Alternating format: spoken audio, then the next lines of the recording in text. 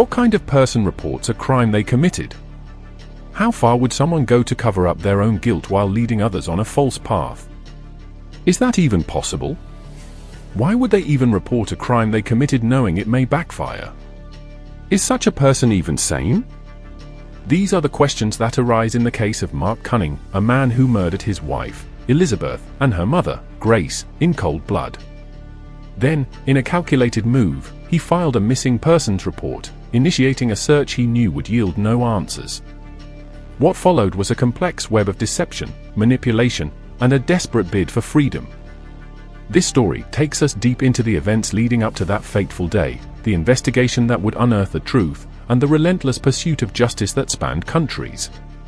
It's a tale of betrayal, violence, and the length someone will go to escape accountability. But it's also about those who refused to stop until the truth was uncovered. Elizabeth and Grace were more than just victims of a heinous crime. They were a mother and daughter, inseparable in life and tragically tied together in death. Their story is a reminder of the fragility of trust, the weight of unresolved conflicts, and the importance of recognizing warning signs before it's too late. In this documentary, we'll delve into Mark's life, his strained relationship with Elizabeth, and the events that led to a crime so calculated that it fooled investigators for days. We'll examine the relentless work of law enforcement, the role of Elizabeth's boss, Patrick, in exposing the truth, and the shocking conclusion that brought this case to a close. Stay with us as we uncover how one man's actions devastated a family, a community, and his own life. This is the story of Mark Cunning, a case that serves as both a cautionary tale and a call for justice. Welcome to the Crime Chronicle, where we serve you with true crime stories that keep you at the edge of your seats and wonder about the kind of evil that lurks within the hearts of men. PLS like and hit the subscribe button if you're new, and to already subscribed family members, welcome back. And as always, let's ride into mystery together. Elizabeth and Mark Cunning appeared to be an ordinary couple. From the outside, they lived a life many would envy, a modest home in a quiet Dallas suburb, a marriage that had endured 8 years, and the support of Elizabeth's mother, Grace, who was a constant presence in their lives. But what lies beneath the surface is rarely as pristine as it seems. Elizabeth, a project manager known for her meticulous work ethic, was well liked by her colleagues. Her boss, Patrick, often spoke of her as one of the most dependable people on his team. She was described as someone who carried herself with grace, yet behind her reserved demeanor, she carried scars, both emotional and physical. Those closest to her knew that Elizabeth's life with Mark was far from harmonious. Mark, on the other hand, had a different reputation. A man with a sharp temper and a tendency to keep to himself, he had always been seen as the quieter half of their relationship. Mark worked sporadically, often moving from one job to the next, a stark contrast to Elizabeth's steady career. Those who knew him described him as unpredictable, a man whose moods could shift with little warning. It was clear to many that Mark struggled to cope with the pressures of life, though few could have imagined just how deeply those struggles ran. Grace was more than a mother to Elizabeth, she was her confidant, her pillar of strength. Having lost her husband 5 years earlier, Grace had poured her energy into supporting her daughter, offering guidance and comfort during the most turbulent moments of her marriage.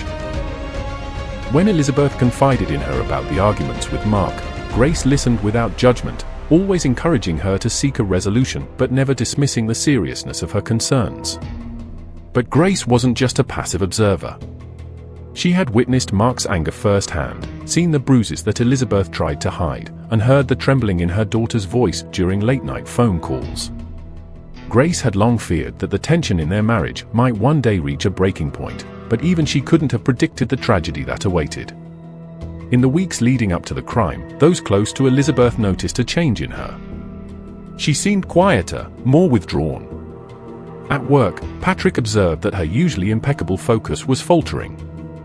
He approached her, offering support, but Elizabeth brushed off his concerns. "It's just stress at home," she said with a strained smile, a response that left him uneasy. He couldn't shake the feeling that something more was troubling her. Behind closed doors, the arguments between Elizabeth and Mark had escalated. What began as verbal disputes had turned physical on more than one occasion. Elizabeth, fearing for her safety, confided in Grace once again. Grace, determined to intervene, decided to visit their home for what she hoped would be a constructive conversation. It would be a decision that cost her everything. On a quiet evening in early spring, Grace arrived at Elizabeth and Mark's home, her heart heavy with concern but hopeful that a face-to-face conversation could bring some clarity. Elizabeth welcomed her in, grateful for her mother's presence, though the tension in the house was palpable. Mark sat in the living room, his expression unreadable, his silence adding to the unease. What exactly transpired in the hours that followed remains a mystery known only to Mark. What is clear, however, is that the argument spiraled out of control. Investigators would later piece together a grim sequence of events. Mark's anger boiling over, Elizabeth's desperate attempts to de-escalate, and Grace finding herself caught in the crossfire. By the time the house fell silent, both women were dead. Mark didn't act out of panic. In the hours after the murders, he began methodically covering his tracks. He moved the bodies, disposing of them in a location he believed no one would find. He cleaned the house meticulously, removing every trace of the violence that had unfolded within its walls. To those who saw him in the days that followed, Mark appeared as calm and composed as ever. But beneath that exterior was a man working to erase the truth. 2 days later, Mark walked into the local police station and filed a missing persons report. He described Elizabeth and Grace as having left the house together, claiming they had gone to visit a friend but never returned. His tone was steady, his details precise, and the officers who took his statement saw no reason to question his story. The search for Elizabeth and Grace had begun, though it was a search destined to yield no answers, at least, not the ones Mark wanted the world to believe. As news of Elizabeth and Grace's disappearance spread, friends and colleagues rallied around Mark, offering their support and assistance. Patrick, however, couldn't shake his doubts. He remembered the conversations he'd had with Elizabeth about her marriage, the time she'd shown up to work with faint bruises she tried to explain away. Patrick decided to reach out to the police, sharing his concerns and providing evidence of the strained relationship between Elizabeth and Mark. Meanwhile, Mark continued to maintain his facade. He spoke to reporters, pleading for anyone with information to come forward. His performance was convincing, he seemed like a grieving husband and son-in-law desperate for answers. But his story started to show some signs of loopholes. The disappearance of Elizabeth and Grace sent shockwaves through the Dallas community. Vigils were held, and search parties were organized. But as days turned into weeks, hope began to wane. The police, overwhelmed by the lack of concrete leads and the realization that it seems like they have been chasing shadows, started to focus their attention on those closest to the missing women. And in doing so, they began to unravel the web of lies that Mark had so carefully constructed. By the time the first real clue emerged, the pieces of the puzzle were already beginning to fall into place. What had started as a missing persons case was transforming into something far more sinister. And at the center of it all was the man who had reported the crime in the first place. The disappearance of Elizabeth and Grace had become a growing concern for the Dallas community. Neighbors, friends, and colleagues joined in the search efforts, their hopes pinned on the possibility that the two women might still be alive. But as investigators delved deeper into the case, they began to suspect that the answers they were looking for weren't far from home. And at the center of their suspicions was the man who had initiated the search, Mark Cunning. From the moment Mark filed the missing persons report, his account of events was taken at face value. He described how Elizabeth and Grace had left the house together to visit a family friend. His tone was calm, his details consistent, and his demeanor unremarkable. But as the days passed, subtle inconsistencies began to emerge. Investigators noted that Mark seemed unusually detached, his concern for his wife and mother-in-law more rehearsed than genuine. Detectives revisited Mark's statement, scrutinizing the timeline he provided. When questioned again, Mark reiterated his story but added new details that conflicted with earlier statements. His confidence began to waver under closer examination, planting the first seeds of doubt in the minds of investigators. As the investigation gained momentum, Elizabeth's boss, Patrick, came forward with critical information. Patrick had worked closely with Elizabeth for years and had become a trusted confidant. He shared with investigators the private conversations he'd had with her about her troubled marriage. Text messages and photos provided by Patrick painted a clear picture of a relationship marked by tension and violence.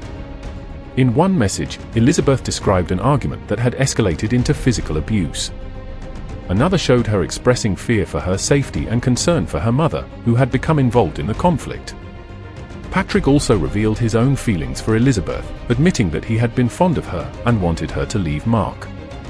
While his candidness initially raised suspicions, investigators quickly ruled him out as a suspect, focusing instead on the volatile dynamics within the Cunning household. With Patrick's evidence in hand, investigators turned their attention to the Cunning home. A forensic team was brought in to conduct a thorough search, combing the property for any signs of foul play. At first, their efforts yielded little. Mark had been meticulous in cleaning the crime scene. But as the team expanded their search, they discovered faint traces of blood in the living room, partially obscured beneath a freshly cleaned carpet. Further testing revealed that the blood matched Elizabeth's DNA. The discovery was a turning point in the investigation, shifting the case from a missing persons inquiry to a suspected homicide. Investigators now had tangible evidence that something violent had occurred within the walls of the Cunning home. As detectives pieced together the timeline of events, Grace's role in the tragedy became clearer. Interviews with friends and family revealed that Grace had been deeply involved in her daughter's life, offering unwavering support during the most difficult moments of her marriage. It was Grace who Elizabeth turned to when tensions with Mark reached their peak, and it was Grace who decided to confront him in an effort to mediate. What she couldn't have known was that her decision to step into the conflict would place her directly in harm's way. Grace's presence in the house on the night of the murders was confirmed by neighbors, who recalled seeing her car parked in the driveway. Investigators speculated that Grace had arrived hoping to defuse the situation, only to find herself caught in a confrontation that turned deadly. The forensic evidence supported this theory, with traces of Grace's blood found alongside Elizabeth's in the living room. While investigators worked to piece together the evidence, Mark's behavior continued to raise questions. Friends and neighbors described him as unusually composed, even as search efforts intensified. He attended community vigils and spoke to reporters, urging anyone with information to come forward. But his demeanor lacked the raw emotion one might expect from a husband and son-in-law desperate for answers. One moment in particular stood out to investigators: Mark's reaction when asked about his relationship with Elizabeth. Instead of expressing concern for her well-being, he deflected, describing her as stressed and overwhelmed. It was a subtle but telling response, one that hinted at his attempts to shift blame and distance himself from the unfolding tragedy. With forensic evidence linking the crime to the Cunning home and Patrick's testimony providing a motive, investigators began to build their case against Mark. They conducted extensive interviews with his colleagues, friends, and neighbors, uncovering a pattern of controlling and aggressive behavior. One former co-worker described Mark as quick to anger, while a neighbor recalled overhearing heated arguments between him and Elizabeth. Mark's digital footprint also came under scrutiny. A review of his online activity revealed searches for terms like how to dispose of a body and cleaning blood stains from carpet. These findings, combined with the physical evidence, painted a damning picture of a man who had meticulously planned to cover his tracks. As details of the investigation began to emerge, the Dallas community was left reeling. Those who had rallied around Mark in the early days of the search felt a profound sense of betrayal. The idea that the man who had pleaded for help was the very person responsible for the crime was almost too much to comprehend. Vigils once filled with hope became somber gatherings of mourning, as friends and family came to terms with the loss of Elizabeth and Grace. Meanwhile, Mark's facade of innocence was beginning to crumble. Under the weight of mounting evidence, his composure grew strained. Detectives noted his increasing reluctance to cooperate, his evasive answers, and his attempts to redirect attention away from himself. The man who had once seemed so confident was now visibly unraveling. After 12 days of relentless investigation, the pieces of the puzzle finally fell into place. The evidence against Mark was overwhelming, and detectives were prepared to confront him with their findings. But when they arrived at his home to bring him in for further questioning, they discovered that Mark was gone. He had vanished without a trace, leaving behind a trail of unanswered questions and a community desperate for justice. When detectives arrived at Mark Cunning's home to bring him in for questioning, they were met with an eerie silence. The neatly maintained house was empty, the curtains drawn, and the man who had once portrayed himself as a grieving husband and son-in-law was gone. What began as a missing persons case had now evolved into a manhunt for a suspected double murderer. Mark's disappearance set off a chain reaction. Investigators immediately searched his home and found evidence suggesting he had been planning to flee for days. Inside his bedroom closet, they discovered a packed suitcase filled with clothing, cash, and identification documents. On his desk was an open laptop, its search history revealing queries like countries without extradition and how to cross the border undetected. Detectives widened their search, interviewing neighbors and checking surveillance footage from nearby streets. It didn't take long to uncover video of Mark leaving his home the night before, carrying what appeared to be the same suitcase found in his closet. He drove away in his car, heading north. But where he was going and how far he would run remained unclear. The news of Mark's disappearance sent shockwaves through the Dallas community. Those who had once stood by him during the search for Elizabeth and Grace now felt a mix of betrayal and anger. Friends who had defended Mark in the early days of the investigation expressed disbelief at how convincingly he had maintained his charade. "We trusted him," one neighbor said. "We thought he was just a man desperate to find his wife and mother-in-law. But he was playing all of us." Vigils for Elizabeth and Grace became somber gatherings, their focus shifting from hope to mourning. The community, once united in its search, now grappled with the reality that the man they had rallied behind was the very person responsible for the tragedy. As the manhunt for Mark intensified, detectives began to dig deeper into his past. Interviews with former co-workers and acquaintances revealed a troubling pattern of behavior. Mark had a history of volatility, marked by frequent arguments and sudden outbursts of anger. He had struggled to hold down steady employment, often blaming others for his failures. But perhaps the most telling revelations came from Elizabeth's close friends, who shared stories of the couple's tumultuous relationship. They spoke of Mark's jealousy, his attempts to isolate Elizabeth from her support system, and the times she confided in them about feeling trapped. "She was scared of him," one friend said. "She tried to hide it, but you could see it in her eyes."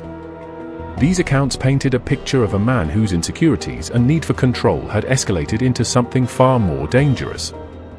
For investigators, they provided crucial context for the events that had led to the murders of Elizabeth and Grace.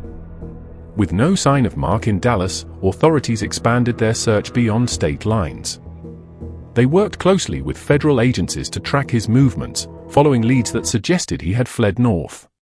Surveillance footage from a gas station in Oklahoma showed him refueling his car. He looked calm and composed despite the pressure mounting against him. As days turned into weeks, the trail grew colder. Investigators feared that Mark might have left the country, using the cash and resources he had meticulously prepared. Interpol was alerted, and an international alert was issued for Mark Cunning. The case had now become a global effort to bring him to justice. After nearly a month of searching, a breakthrough came in the form of a tip from a resident in a small Canadian town. The resident reported seeing a man matching Mark's description staying at a secluded rental property on the outskirts of the community. Investigators moved quickly, coordinating with Canadian law enforcement to confirm the lead. Surveillance of the property revealed that Mark was indeed hiding there, living a quiet and solitary existence. He had taken great care to avoid drawing attention to himself, paying for everything in cash and avoiding interactions with locals. But despite his efforts, the net was closing in. On a crisp morning on the 1st of May, Canadian authorities surrounded the property where Mark was staying. The arrest was swift and decisive. Mark, caught off guard, attempted to deny his identity but ultimately surrendered without resistance. The man who had orchestrated such a calculated and brutal crime now faced the reality of his actions. Footage of the arrest showed Mark being led away in handcuffs, his expression blank, offering no glimpse into the thoughts of a man who had spent weeks evading justice. For the investigators who had worked tirelessly on the case, his capture marked a pivotal moment, but their work was far from over. The focus now shifted to building a case that would hold up in court and ensure that Mark faced the full weight of the law. As Mark was extradited back to the United States, the community in Dallas began to reflect on the lives of Elizabeth and Grace. Friends and family spoke of their kindness, resilience, and the bond they shared. Elizabeth was remembered as a dedicated professional and a loving daughter, while Grace was celebrated for her unwavering strength and support. Together, they had faced life's challenges, only to be taken away in an act of unimaginable cruelty. With Mark in custody, detectives compiled the evidence that would ultimately lead to his conviction. The physical evidence, witness testimonies, and forensic findings created an airtight case. But beyond the legal proceedings, the story of Elizabeth and Grace continued to resonate as a cautionary tale about the dangers of unchecked anger and the importance of seeking help in the face of conflict. Though the search for Mark had ended, the journey for justice had just begun. And as the community prepared for the trial, they remained united in their determination to honor the memory of two lives cut tragically short. Mark Cunning's capture marked the end of a month-long manhunt, but it was only the beginning of the legal battle that would determine his fate. As he sat in a Dallas courtroom, the evidence against him mounted, painting a picture of a man driven by rage, jealousy, and control. The trial was more than a quest for justice, it was an unmasking of the man behind the lies, the unveiling of his darkest truths. The prosecution opened their case with a powerful narrative. Mark Cunning, unable to control his temper and fearing the collapse of his marriage, had chosen violence over reconciliation.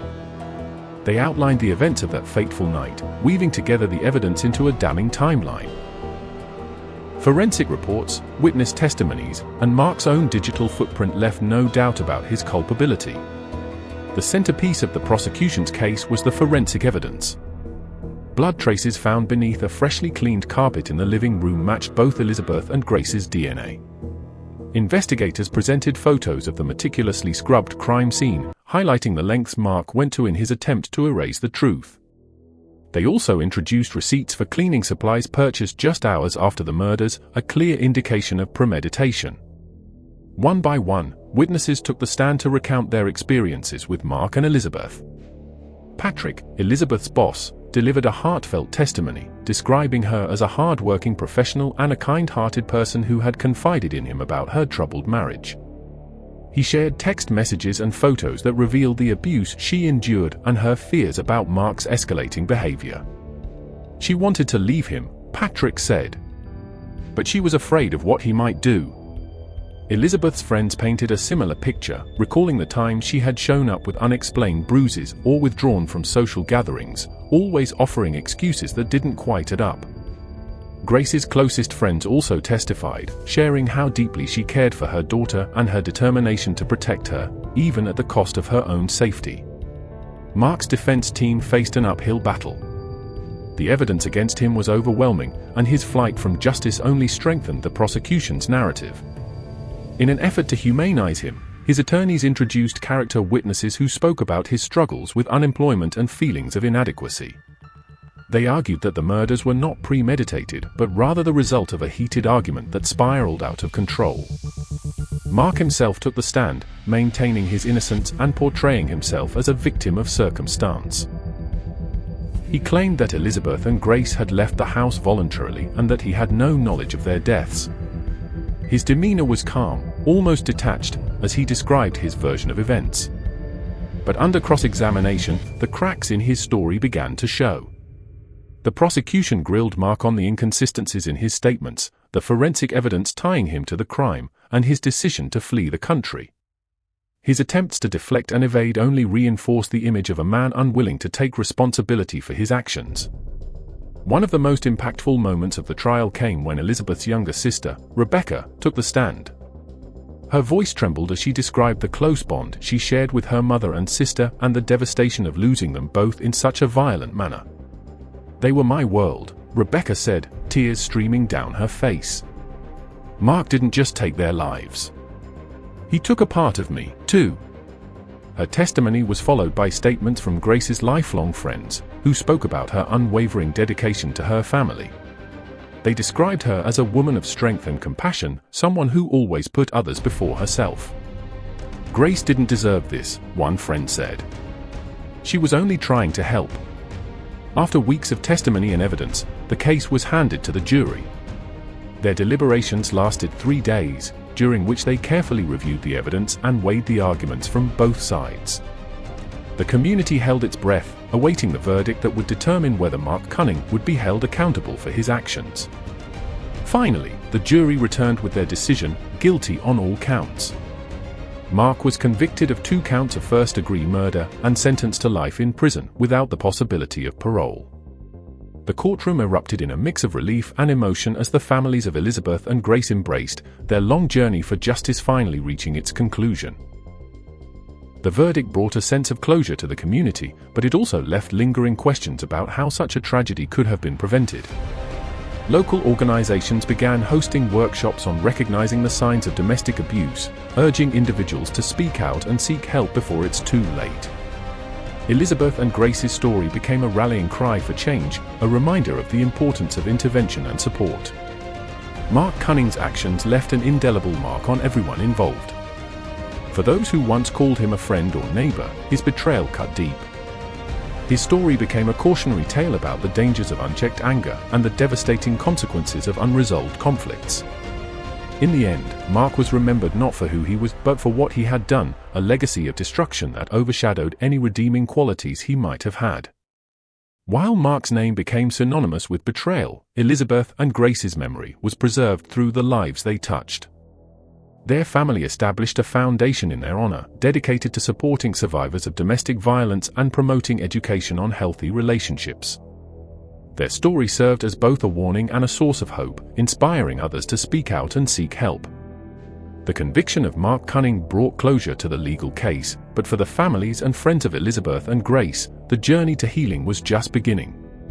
Their deaths left a void that could never truly be filled, but their legacy became a beacon of hope and change, a call to confront the realities of domestic violence and its devastating consequences. For Rebecca, Elizabeth's younger sister, the loss of her family was both a personal and public tragedy. She had lost the people she loved most to an act of unimaginable violence, and the grief was compounded by the knowledge that their deaths could have been prevented. In the months following the trial, Rebecca channeled her pain into advocacy, becoming a vocal supporter of domestic violence awareness programs. "I couldn't save my sister or my mom," she said in an interview. "But maybe I can help someone else." Rebecca shared her story at community events, schools, and women's shelters, urging others to recognize the signs of abuse and to intervene before it's too late. Her message resonated deeply, inspiring countless individuals to speak out about their own experiences and seek support. In Dallas, the community that once rallied to search for Elizabeth and Grace transformed their collective grief into action. Local organizations partnered with law enforcement to create workshops and resources for recognizing and addressing domestic violence. Outreach programs were launched to educate families, friends, and neighbors on how to offer support to those in dangerous situations. One initiative, named in honor of Grace, focused on training mediators to safely intervene in family conflicts, a role she had attempted to fulfill, with tragic consequences. The program emphasized the importance of professional assistance, offering alternatives to those who might otherwise put themselves at risk. While Elizabeth and Grace's legacy inspired change, Mark Cunning faced the consequences of his actions within the confines of a maximum security prison. Reports from the facility described him as withdrawn, a man who rarely engaged with other inmates and refused interviews from the media. For many, his silence was a final act of cowardice, a refusal to confront the enormity of what he had done. Though he was physically removed from society, Mark's actions continued to cast a shadow over the lives of those he had affected. His name became synonymous with betrayal, a stark reminder of the dangers of unchecked anger and the lengths some will go to avoid accountability. Amid the darkness, a light emerged through the creation of the Elizabeth and Grace Foundation. Established by Rebecca and supported by friends, colleagues, and community leaders, the foundation focused on providing resources for domestic violence survivors and their families. Mark Cunning's actions robbed the world of 2 incredible women, but their legacy endures. Through the work of the foundation, the advocacy of their loved ones, and the changes sparked by their story, Elizabeth and Grace continue to make an impact, a light in the darkness, guiding others towards safety and hope. Domestic violence is a pervasive issue that affects millions of people worldwide. If you or someone you know is experiencing abuse, there are resources available to help. Speaking out can save lives, and seeking help is a sign of strength, not weakness. Here are the hotlines displayed on the screen. Elizabeth and Grace's story is a call to action for all of us to listen, to support, and to stand against violence in all its forms. Their memory serves as a reminder that while we cannot change the past, we can shape a better future. In memory of Elizabeth and Grace. May their story inspire change, and may their light continue to shine in the lives of those they touched. If you are new to our channel, please like and subscribe. Here we serve you true crime stories that exposes the evil lurking in the heart of men.